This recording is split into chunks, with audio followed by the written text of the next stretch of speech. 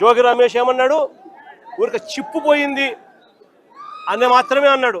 నేను అడుగుతా ఉన్నా, చిప్పు గన సరిగ్గా ఉంటే ఇవన్నీ ఎవడైనా చేస్తాడా అని అడుగుతా ఉన్నా. చిప్పు గన సరిగ్గా ఉంటే ఎవడైనా ఇలాంటి చేయిస్తాడా అని అడుగుతా ఉన్నా. నిజంగా వీళ్ళకి చిప్పు సరిగ్గా లేదు కాబట్టి ఇవన్నీ చేయిస్తా ఉన్నారు. చిప్పు లేదు కాబట్టి సిబిఐ తమ రిపోర్ట్లో క్లీన్ చిట్ ఇస్తా ఉన్నా కూడా టీటీడీలో ప్రసాదంలో ఎటువంటి గొడ్డు మాంసము, ఎటువంటి జంతువుల కొవ్వు, ఎటువంటి పంది కొవ్వు లేదు అని చెప్పి ధృవీకరించినా కూడా, ఎన్డీడీబీ ల్యాబులు, ఎన్డీఆర్ఐ ల్యాబులు కూడా ఇవన్నీ కూడా ధృవీకరించి చెప్పినా కూడా చంద్రబాబు నాయుడు గారు ఇంకా రాజకీయ స్వలాభం కోసం కుక్కతోక వంకర అన్నట్టుగా చంద్రబాబు నాయుడు గారు, ఆయన కూటమిలో ఉన్న పవన్ కళ్యాణ్ గారు, ఆయన కూటమిలో ఉన్న చంద్రబాబు నాయుడు గారు కొడుకు లోకేష్ అదే పనిగా మళ్ళీ అదే అబద్ధాన్ని చెప్పి మళ్ళీ అదే నిజం చెయ్యాలి అని చెప్పి ప్రయత్నం చేస్తా ఉన్న తీరును ఇప్పటికైనా మానుకోవాలి అని చెప్పి వీళ్ళందరికీ కూడా గట్టిగా చెప్తా ఉన్నాను. దేవుడు గట్టిగా వీళ్ళందరికీ కూడా బుద్ధి జ్ఞానం ఇవ్వాలని కూడా దేవుణ్ణి కూడా కోరుతా ఉన్నాను.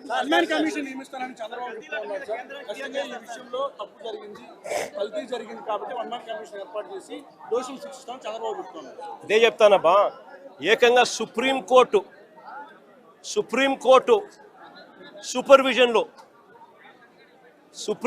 సూపర్విజన్లో సిబిఐ పనిచేసింది. సిబిఐ అంతటి సిబిఐ రాలే దీంట్లోకి.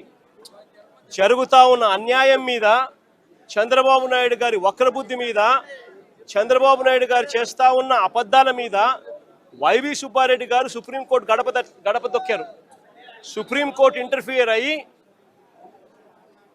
పార్షాలిటీ లేని ఎంక్వైరీ జరగాలి అని సుప్రీంకోర్టు సిబిఐని దించింది రంగంలోకి.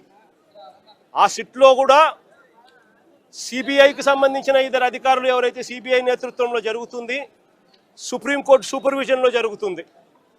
సుప్రీంకోర్టు సూపర్విజన్లో సిబిఐ ఫైల్ చేసిన ఈ ఛార్జ్ షీటు ఎవరికి కూడా దీన్ని తప్పుపట్టే అవకాశం కానీ తప్పుపట్టే పరిస్థితి కానీ ఎవరికీ లేదు. సుప్రీంకోర్టు కన్నా చంద్రబాబు నాయుడు గారి పదవి పెద్ద ఎక్కువ గొప్పది కాదు.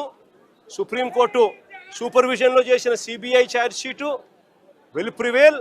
ఈయన వేసుకుంటా ఉన్న వన్ మ్యాన్ కమిషను ఈయన స్వార్థం కోసం, ఈయన సాటిస్ఫాక్షన్ కోసం వాళ్ళు ఏ విధంగా కూడా నిజాలు చెప్పినా కూడా ఆ నిజాలు తప్పు అని చెప్పి ఏకంగా ఈయన వేసుకున్న మనిషితో దాని అబద్ధం, ఆయన చెప్పి అబద్ధాన్ని నిజమని చెప్పి చూపించే ప్రయత్నమే చేస్తాడు తప్ప దానికి ఎటువంటి శాంక్టిటీ ఉండదు, ఎటువంటి విలువ ఉండదు.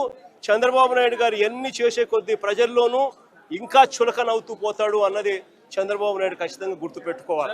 చంద్రబాబు నాయుడు గారిని అడుగుతా ఉన్నా, అయ్యా నీకు అనుకూలంగా నీ ప్రభుత్వంలో నువ్వు సేకరించిన శాంపుళ్ళు, నువ్వు ఎన్డీఏలో భాగంగా ఉన్న సిబిఐ వచ్చి ఎంక్వైరీ చేస్తూ ఉంటే ఆ రిపోర్టే నీకు అనుకూలంగా నీకు రానప్పుడు నువ్వు ఏ రకంగా నువ్వు చేసినది కరెక్ట్ అవుతుంది అని చెప్పి నేను చెప్తా ఉన్నా. ఆ రిపోర్టే నీకు అనుకూలంగా రాలేదు కాబట్టి నువ్వు చేస్తూ ఉన్నది ఏంది, మళ్ళీ నీకు అనుకూలంగా రిపోర్ట్ వచ్చేదాకా మళ్ళీ నువ్వు వక్ర భాష్యం చెబుతూ మళ్ళీ నీకు నచ్చిన వ్యక్తిని మళ్ళీ వేసుకొని దాంట్లో నుంచి మళ్ళీ ఎంక్వైరీ చేయాలని ప్రయత్నం చేస్తూ ఉన్నాం. నేను 2-3 క్వశ్చన్ సింపుల్గా అడుగుతా ఉన్నా. అయ్యా ఇదే సింఘాల్ అనే ఈఓ ఎవరు అని అడుగుతా ఉన్నా. ఇదే అనిల్ సింఘాల్ అనే ఈఓ చంద్రబాబు నాయుడు గారు ముఖ్యమంత్రిగా ఉన్నప్పుడే టీటీడీ ఈఓగా పనిచేశాడు, ఈఓగా ఉన్నాడు. మా ప్రభుత్వం అధికారంలోకి వచ్చిన తర్వాత మేము ఆయన కొనసాగించాం.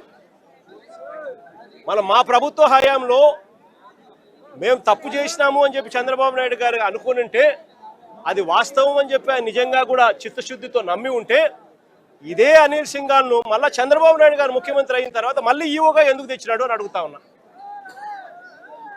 దాని అర్థం ఏమిటి? ఆయన చేసే ఆరోపణలలో చిత్తశుద్ధి లేదని చెప్పడానికి ఇది నిదర్శనం కాదని అడుగుతా ఉన్నా. ఇంకొకటి కూడా అడుగుతా ఉన్నా. శ్యామల్ రావు అనే వ్యక్తి ఈఓగా చంద్రబాబు నాయుడు గారు ఇమీడియట్లీ ముఖ్యమంత్రి అవుతానే టీటీడీ ప్రక్షాళన చేయాలని చెప్పి తీసుకొచ్చాను అని చెప్పి ఆయన చెప్పుకున్నాడు. మళ్ళీ అదే శ్యామల్ రావును చంద్రబాబు నాయుడు ఎందుకు తీసినాడు అని అడుగుతా ఉన్నా. టీటీడీ ప్రక్షాళన కాకమునిపే అయ్యిందా అని అడుగుతా ఉన్నా. మరి ఎందుకు చంద్రబాబు నాయుడు శ్యామల్ రావును తీసేసినాడు అని చెప్పి అడుగుతా ఉన్నా.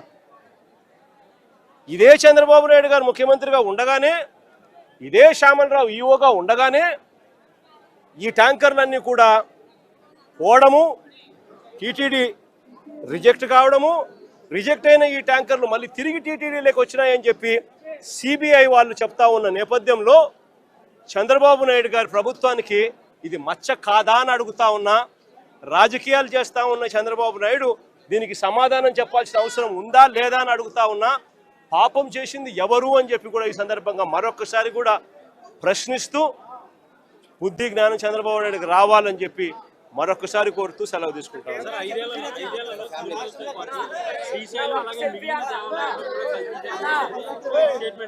ఆశ్చర్యం ఏమిటో తెలుసా, చంద్రబాబు నాయుడు గారు జోగి రమేష్ మీద పెట్టిన కేసులన్నీ ఎన్నో తెలుసా? ఇప్పటి వరకు ఏకంగా 12 కేసులు పెట్టారు. కల్తీ లిక్కర్ ఫ్యాక్టరీని చంద్రబాబు నాయుడు గారు తంబలపల్లిలో ఆయన గెలిచిన క్యాండిడేట్, ఆయన పార్టీ తరఫున కంటెస్ట్ చేసిన క్యాండిడేట్ ఎవడైతే పోటీ చేశాడో ఆ క్యాండిడేట్ కల్తీ లిక్కర్ ఫ్యాక్టరీ పెడితే అది ఎక్సైజ్ డిపార్ట్మెంట్కు ఆయనకు మధ్య లావాదేవీలు కుదరక బయటపడితే ఆ కల్తీ ఫ్యాక్టరీ కేసులో ఆ జయచంద్రారెడ్డిని బుక్ చేసి చంద్రబాబు నాయుడు గారు లెంపలేసుకోవాల్సింది పోయి అది జరగగా జోగి రమేష్ను ఆ కేసులో కూడా తీసుకొచ్చాడు. అసలు చంద్రబాబు నాయుడు గారు రాక్షస యుగంలో, రాక్షస రాజ్యంలో జోగి రమేష్ లాంటోడు కల్తీ లిక్కర్ చేయగలుగుతాడా? దాన్ని మళ్ళా డిస్ట్రిబ్యూషన్ చేసేది ఎక్కడ? చంద్రబాబు నాయుడు గారికి సంబంధించిన ఆయన మనుషులతో నడిచే బెల్ట్ షాపుల ద్వారా దాన్ని అమ్మాల. అంటే ఆ డిస్ట్రిబ్యూషన్ జోగి రమేష్ పోగలుగుతాడా? ఎంత అన్యాయమైన కేసులు పెడతా ఉన్నారని చెప్పడానికి నిదర్శనం ఇది. 12 కేసులు పెట్టారు, చివరికి 83 రోజులు జైల్లో కూడా పెట్టారు. ఇంతకన్నా అన్యాయం ఎక్కడా ఉండదు. చివరికి జోగి రమేష్ కొడుకు చిన్నపిల్లోడని కూడా చూడకుండా ఈ పిల్లోడు యాక్టివ్గా వాళ్ళ నాయన జైల్లో ఉన్నప్పుడు ఈ పిల్లోడు యాక్టివ్ అవుతున్నాడు అని చెప్పి ఈ పిల్లోడి మీద 7 కేసులు పెట్టారు. జోగి రమేష్ భార్య మీద ఒక కేసు పెట్టారు. వీళ్ళే పోలీసులే దౌర్జన్యం చేసి ఆమె పోలీసుల మీద దౌర్జన్యం చేసింది అని చెప్పి ఆమె మీద కూడా కేసు పెట్టారు. నేను అడుగుతా ఉన్నా, ఇదే చంద్రబాబు నాయుడు గారు బీసీలంటే ఆయనకు ఎంత చులకన అని చెప్పడానికి ఈ ఒక్క ఎగ్జాంపుల్ చాలు రాష్ట్రం మొత్తం తెలుసుకునే దానికోసం.